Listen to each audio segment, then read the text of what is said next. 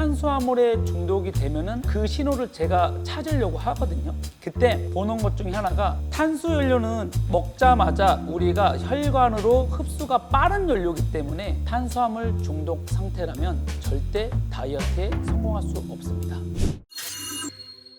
안녕하세요. 정답이 있는 다이어트 제가 찾아드리겠습니다. 다이어트 코치 문호석입니다. 오늘 말씀드릴 주제는 다이어트 시 탄수 중독의 무서움입니다. 본인이 탄수화물 중독 상태라면 절대 다이어트에 성공할 수 없습니다. 식사를 마쳤는데 약 2시간이 안 되었을 때 또 배고픔이 느껴진다. 식사 직후 포만감이 있는데도 과자, 빵 등의 달달한 탄수가 땡긴다. 세 번째, 고강도 운동 및 많은 활동량이 30분 이상 지속되기 어렵고 빨리 지친다 라고 생각하면 이것도 탄수 중독의 하나의 원인이라고 생각하시면 되실 것 같아요. 탄수연료는 먹자마자 우리가 혈관으로 흡수가 빠른 연료이기 때문에 빠르게 연소가 되고 나면은 그 다음에 내 몸속에 있는 탄수가 부족하다는 신호로 힘든 느낌이랑 빨리 기력이 떨어진다는 느낌을 받게 되실 거예요. 선수들을 양성할 때 탄수화물에 중독이 되면은 그 신호를 제가 찾으려고 하거든요.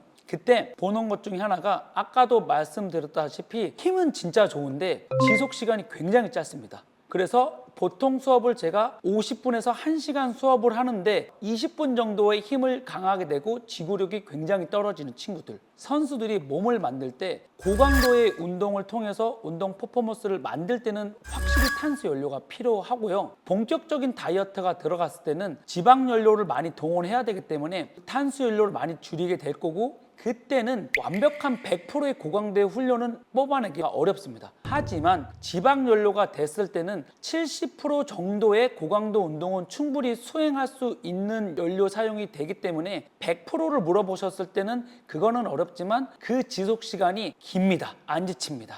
예전에 첫 번째 대회를 준비했던 선수가 탄수를 점진적으로 내려가다가 본인 스스로 치팅을 한다고 탄수를 많이 먹고 또 조금 더 탄수를 내리고 했었을 때 그 친구 같은 경우에 얼굴에 황달이 오고 손이 노래지는 여러 가지 현상이 나타났었거든요. 탄수가 몸에 들어왔을 때 인슐린 수치가 높아지고 순간적으로 떨어졌을 때 호르몬의 불균형이 자주 일어난다고 하면은 내 몸속에서 오히려 더 힘들어했던 케이스가 있었던 것 같아요. 인슐린의 변화가 크게 일어나지 않는 혈당이 좀 안정될 수 있는 탄수화물을 드시는 것도 탄수화물을 점진적으로 줄여간다는 요소라고 생각하시면 되실 것 같아요. 백미보다는 현미, 그 다음에 귀리밥. 하지만 이 탄수화물이 가스가 많이 차고 만약에 소화불량을 일으킨다라고 하면은 백미 절반, 현미 절반 이렇게 섞어가면서 하나하나 바꿔가는 노력이 필요하실 거고, 점진적으로 소화력이 늘어가고 그에 대한 소화 효소가 생기면서 서서히 바꿔가는 것을 추천드려요.